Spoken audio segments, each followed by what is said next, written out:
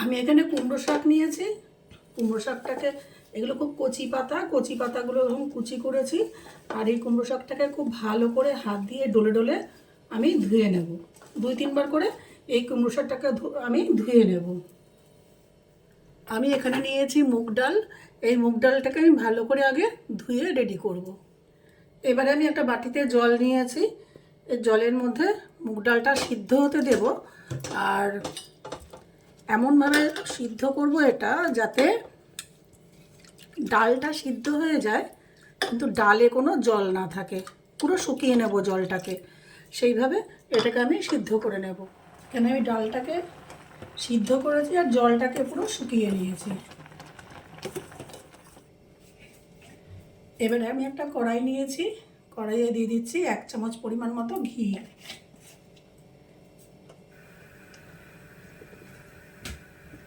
এবার এই ঘিয়ের মধ্যে দিয়ে দেব কিছুটা পরিমাণ আদা কুচি। একটু ভাজা ভাজা হবে।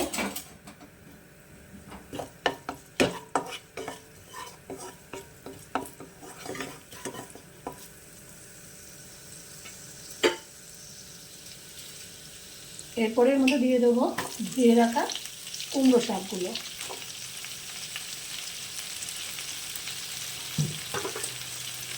এবার এটাকে আমি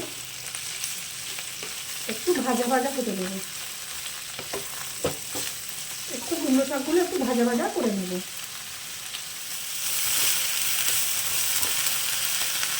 এরপর এর মধ্যে দিয়ে দেবো পরিমাণ মতো স্বাদ অনুযায়ী লবণ আর একটু হলুদ।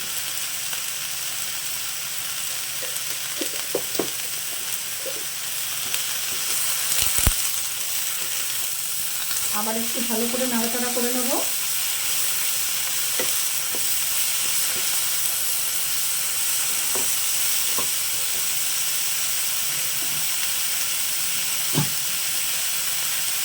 এরপরে এর মধ্যে দিয়ে দেবো সিদ্ধ করে রাখা ডাল। গ্যাসের ফ্লেমটা কমিয়ে দেবো।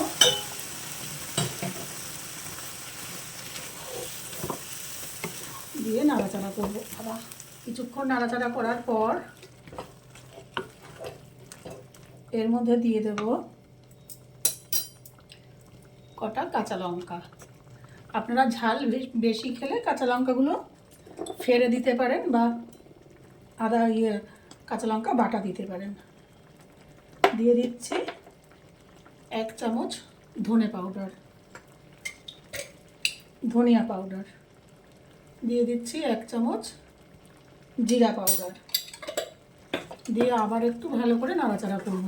এবারে দিয়ে দেবো 1/2 কাপ পরিমাণ দুধ।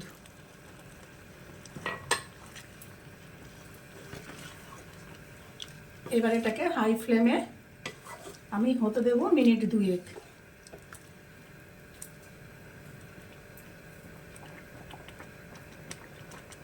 এর মধ্যে এবারে পরিমাণ মতো দিয়ে দেবো,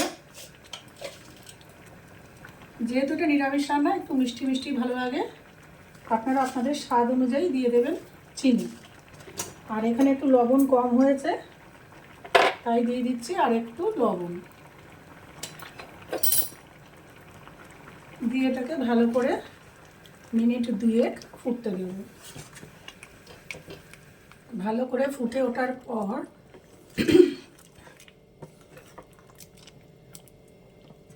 আমি এটাকে সরিয়ে রাখবো। সরিয়ে দিয়ে দেব ফোড়নের একটা পাত্র বসিয়ে দেব। তার ফোড়নের পাত্রে দিয়ে দেবো ঘি। আপনারা এখানে সাদা তেলও ব্যবহার করতে পারেন। ঘি গরম হয়ে গেছে।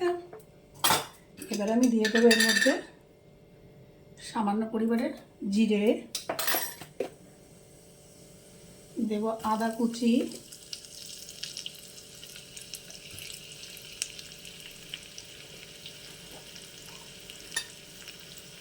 দেব একটু হিং।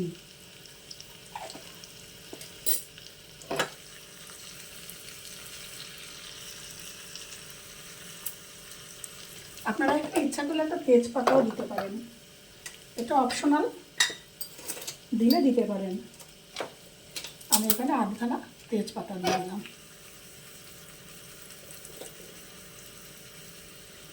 দিয়ে আবার আমি এই ডালের পাত্রটা পাশে নিয়ে এসে দিয়ে দেবো এই ফোড়নটার মধ্যে,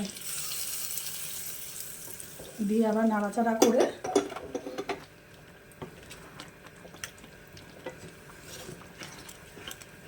নামিয়ে রাখবো।